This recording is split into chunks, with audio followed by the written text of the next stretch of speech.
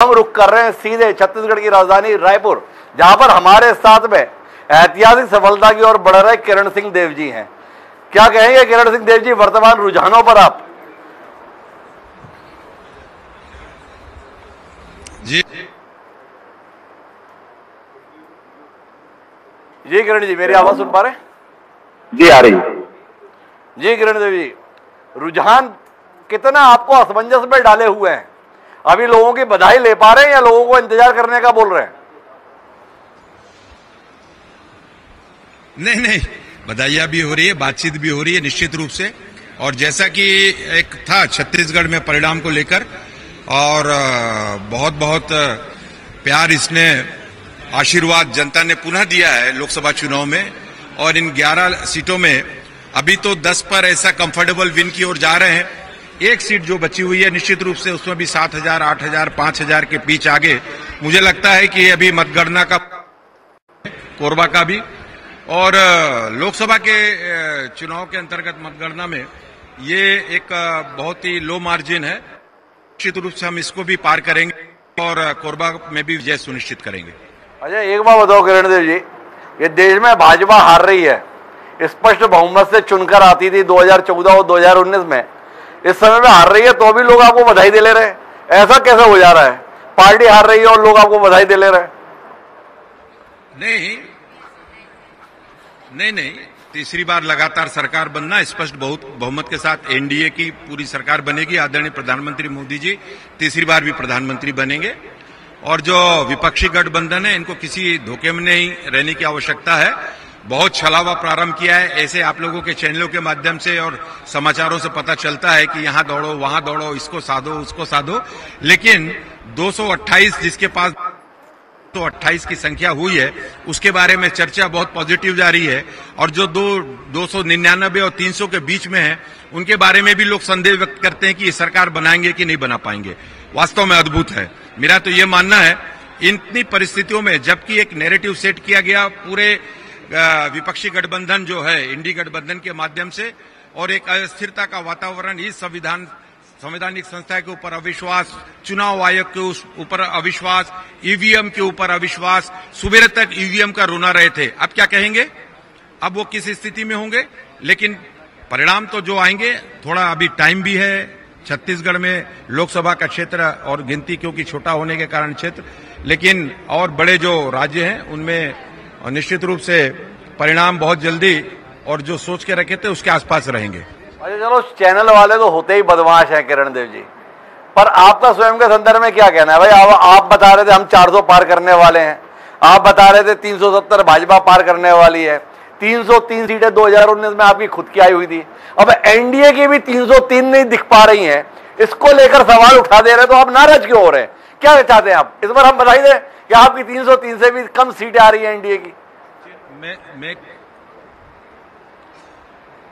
मैं किसी चैनलों पर अविश्वास की भाषा नहीं बोल रहा हूं। मेरा ये कहने का मतलब है कि मैं अभी देख रहा था कि इतना, मतलब इस सबके बावजूद और लगभग हम अपने पुराने कम से कम जो 303, 305, 10, 12 के आसपास और अभी बढ़ रहे हैं, और ये निरंतर हम बढ़ते रहेंगे, ऐसा मेरा मानना है। ये मेरा कहने का विषय था। 2-3 राज्य ऐसे बड़े राज्य हैं, निश्चित रूप से वहां पर निराशा हाथ लगी है, लेकिन वहां पे भी थोड़ा बहुत आगे आने वाले समय में कुछ घंटों में वहां पे भी सुधार होगा। जैसे उत्तर प्रदेश है, हमारा पश्चिम बंगाल है, लेकिन उड़ीसा है, छत्तीसगढ़ है, मध्य प्रदेश है, और आपका हिमाचल है, दिल्ली सातों की साथ है, ऐसे आंध्र प्रदेश है, ऐसे राज्यों में और बहुत विश्वास व्यक्त किया है।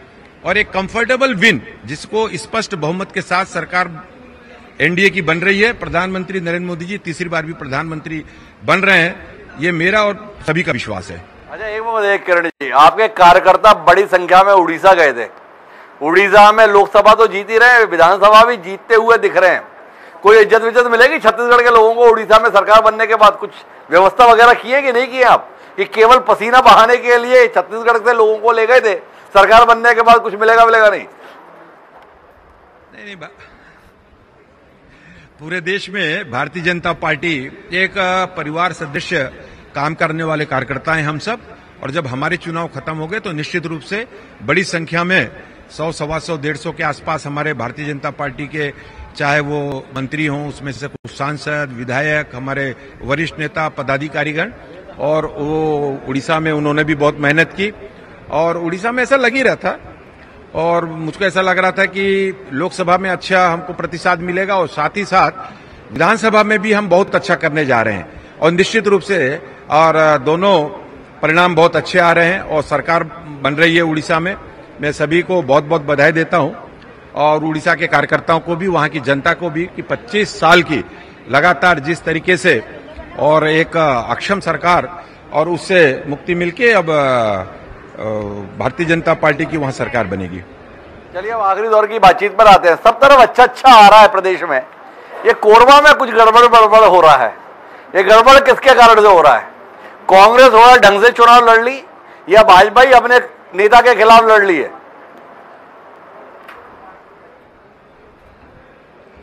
नहीं, मैंने पहले भी कहा आपसे, वो कोरबा का बहुत लो मार्जिन अंतर है अभी, बहुत 5, 7, 8 हजार, ये अप डाउन हो रहा है।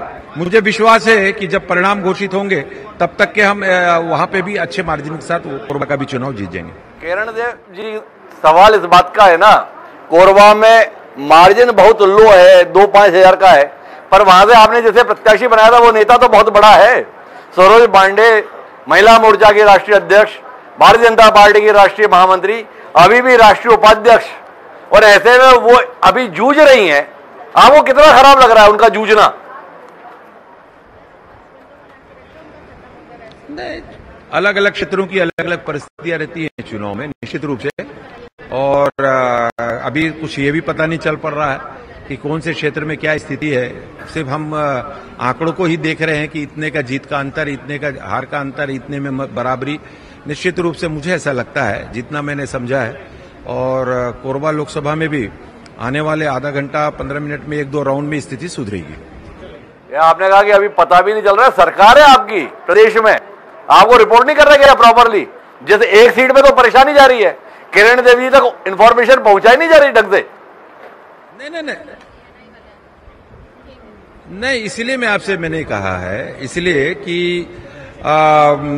ये धीरे से 1-2 और जब काउंट होंगे 1-2 राउंड के, उसमें निश्चित रूप से स्थिति सुधरेगी, ये मेरा विश्वास है। अच्छा, एक आखिरी सवाल, ये दीपक बैज चुनाव नहीं लड़े, क्या कहते हैं आप? दीपक बैज के चुनाव न लड़ने से आपको आसानी हो गई, दीपक बैज लड़ते तो अभी आप 9-2 पे जूझ रहे होते। नहीं, किसी भी सूरत में और सभी लोकसभा क्षेत्रों में किसी के भी लड़ने से, दीपक बैज जी से भी और बड़े बड़े नेता भी चुनाव लड़े हैं और सभी जगह के परिणाम भी हम सबके सामने है, तो निश्चित रूप से ये तो जनता के ऊपर है। जनता इसको प्रामाणिकता के साथ और बस्तर से लेकर और सरगुजा तक, और उन्होंने अपना विश्वास व्यक्त किया है। सभी को धन्यवाद भी देता हूं मैं। आने वाले समय में और बहुत जल्दी जो 1 सीट की कमी, जो 1 सीट से हम वो है, वो भी निश्चित रूप से हम जीतेंगे।